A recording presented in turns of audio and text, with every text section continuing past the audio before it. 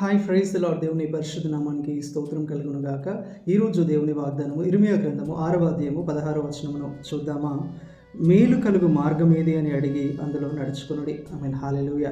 చూడండి ప్రియమైన వారలారా, మన జీవితంలో మనం ప్రయాణిస్తూ ఉండగా చాలా కన్ఫ్యూజన్స్ వస్తాయి, చాలా స్ట్రగ్లింగ్స్ మధ్య మనం ప్రయాణిస్తూ ఉంటాం. అప్పుడు మనం ఏం చేయాలో మనకు అర్థం కాదు. అయితే మనం దేవుని యొద్దకు వెళ్ళి, ప్రభువా నేను చేస్తున్న తీర్మానాలు సరైనవేనా, నేను ఆలోచన చేస్తున్నాను అది సరైనదేనా, నేను నడుస్తున్న మార్గము సరైనదేనా, ఇది నీ చిత్తానుసారమైనదేనా, ఇది నీ నామమునకు మహిమ తెచ్చేదేనా అని దేవుని యొద్ద మనం విచారణ చేసి ఆయన చిత్తాన్ని కొరకు, ఆయన ఆలోచన కొరకు అడిగి మనం ఆ మార్గంలో నడిచినప్పుడు మనం వర్ధిల్లుతాం.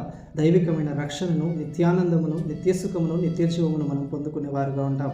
లోతు భార్య ఇదే సంతోషమేమో ఆనందమేమో అని వెనుతిరిగి చూసి, లోకము వైపు చూసి ఉప్పుస్తంభం అయిపోయింది. గెహాజీ ధనము వెంబడి పరిగెత్తి తన కుటుంబం మీదకి, తన తరముల మీదకి శాపాన్ని కొని తెచ్చుకున్నాడు. ఇంకా హననీయ సపీరాలు కూడా ధనమును ప్రేమించి అబద్ధమాడి వారి ప్రాణాలను పోగొట్టుకున్నారు. అవును, వారు దాంట్లో సంతోషం ఉంటుంది, సుఖం ఉంటుంది, మేము సౌఖ్యముగా జీవిస్తాము, ఈ డబ్బు మాకు ఆనందాన్ని ఇస్తుందని ధనము వెంబడి పరిగెత్తి వారి జీవితాలనే కోల్పోయారు. అయితే దేవుని యందు భయభక్తులు కలిగి ఆయన మార్గములో నడిచిన వారు ఆయన నామములో ఎర్ర సముద్రాన్ని 2 పాయలుగా చేశారు, సింహాల నోళ్లను మోశారు, అగ్నిబలమును చల్లార్చారు, వాగ్దాన దేశంలో స్వతంత్రించుకున్నారు.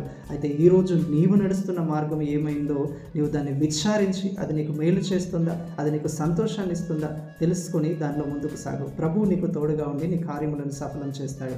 ప్రభు ఆయన నీకు నెమ్మదిని కలుగజేస్తాడు. ప్రభు అట్టి కృప మనందరికీ దయచేయును గాక. Amen. Praise the Lord. May God bless you all.